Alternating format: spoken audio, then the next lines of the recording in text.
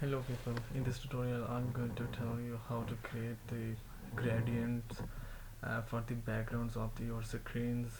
Here is the example. I'm creating a website for coronavirus cases. So here how it looks like. The backgrounds that are custom colored, I have created a gradient for this. So I'm going to tell you about how to create this gradient. Right click on your driver folder, create a new resource file, name um, gradient example. So first of all, we need to create an item, and this will block and shape.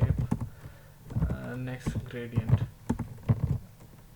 Okay, so here are some uh, things we need to know about creating gradient. There is a type of what type of gradient we want to create: linear, sweep, and radial.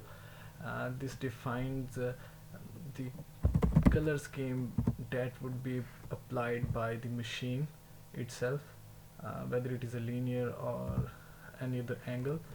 um, Another thing is angle, what kind of angle you want to add, and the most important thing, start color and the end color.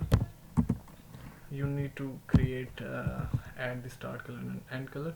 So I have the website where there is a lot of gradients already have created with the color code. I wanted to share this website with you, so from where you can get the color codes with beautiful designs. This website is called webgradients.com. There's a lot of gradient that have already been created by some people. So take one of those you like. Okay, and this look good. I'm going to create copy this color code. This would be the start color of our gradient.